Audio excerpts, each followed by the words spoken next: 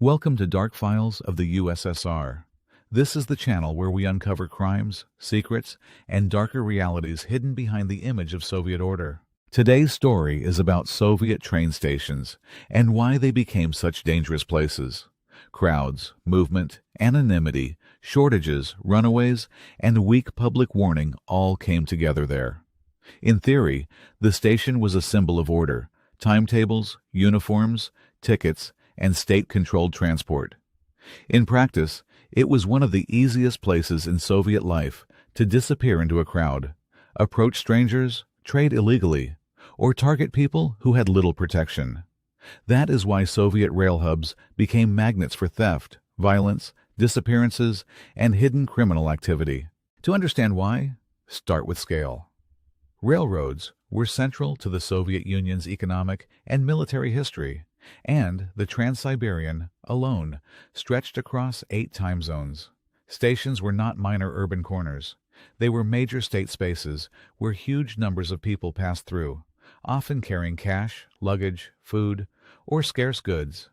The Soviet state even maintained a separate transport militia with responsibility for social order and crime control on trains and other transport nodes. That tells you something immediately. The authorities already understood that transport was its own policing problem. But policing a station was never simple.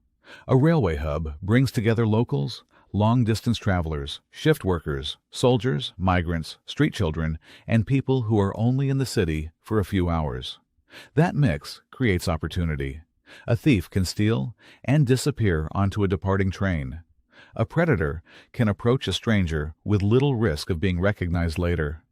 A runaway can blend into the crowd, and a victim can vanish into a chain of stations stretching across regions before authorities even understand what happened.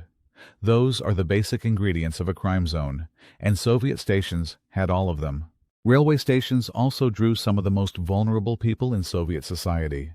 Research on homelessness in the USSR notes that homeless children congregated at railway stations and in big cities, and that station life was tied to begging, theft, and survival at the edges of the system. That mattered because stations were not just transit points. They were places where people without stable homes, money, or adult protection could gather in visible numbers. Once that happens, a station becomes more than a transport facility.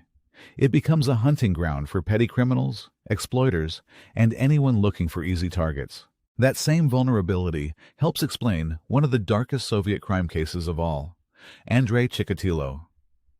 Britannica states that Chikatilo preyed on young victims he met at rail stations and bus depots around Rostov-on-Don and other cities he traveled to for work.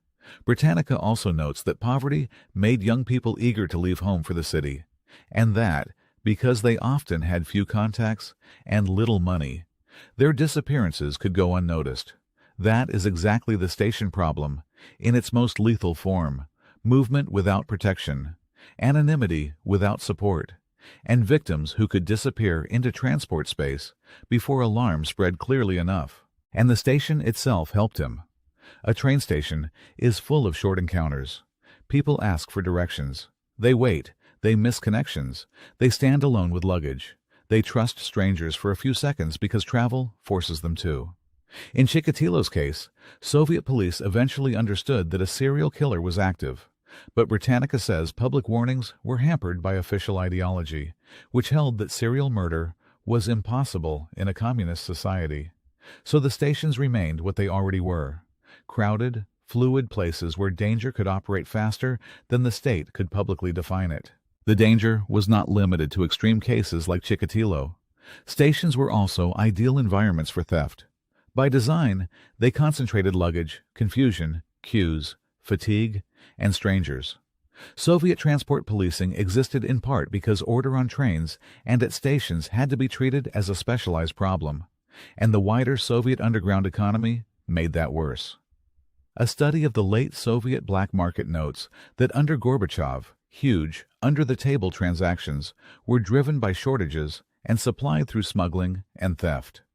In other words, the official economy failed to provide enough goods, and the shadow economy thrived in the gaps. Transport routes became natural channels through which those goods and the people selling them moved. By the late 1980s, rail travel was visibly tied to that shadow economy. A Los Angeles Times report on the Trans-Siberian described how Poles and Hungarians pioneered trading along the route in the late 1980s. And then Soviets joined in, catering to a black market starved of consumer goods for decades. That means stations were no longer just places where official Soviet life moved. They were also places where unofficial Soviet life moved. Scarce goods, side deals, smuggling, speculation, and small-scale criminal opportunity. Crowds did not just conceal pickpockets. They also concealed transactions the official system preferred not to acknowledge. There was another reason stations became dangerous: jurisdictional blur. A crime committed in a neighborhood stays inside one local map. A crime tied to rail can move instantly across districts, republics, or police zones. Soviet transport militia had defined responsibilities on trains and related transport spaces, but the very existence of that specialized force suggests a built-in complexity. Stations linked local policing to wider transport policing, and criminals benefited from that mobility. A victim could be from one city, the suspect from another, and the crucial witnesses already gone by the time investigators arrived. Stations also magnified fear because they were supposed to feel public and safe. A dark alley already carries suspicion. A station platform does not. It is lit, official, and full of people. That creates a false sense of security. In the Soviet case, it was even stronger because rail travel was tied to the state itself. Timetables, tickets, conductors, militia, and announcements all projected control. But control in appearance is not the same as control in practice. The same crowds that made stations feel public also made them anonymous. The same movement that made them efficient also made them unstable. The same official atmosphere that suggested order also made people slower to recognize danger until it was too late. That is why Soviet train stations became perfect crime zones. Not because the buildings were uniquely evil, but because they concentrated the exact social conditions criminals need: vulnerable people, constant motion, limited trust, easy escape routes, black market contact, and delayed warning. Add censorship, bureaucratic caution, and the state's habit of protecting its image, and the problem gets worse.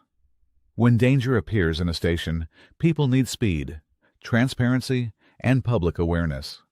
The Soviet system was often slow at exactly those things. In the end, Soviet train stations were dangerous because they sat at the crossroads of everything the Soviet system struggled to control at once: mobility, scarcity, anonymity, and truth.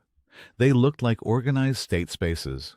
But underneath that image, they were places where theft could hide in crowds, disappearances could dissolve into movement, and violence could pass briefly through public view and then vanish down the line.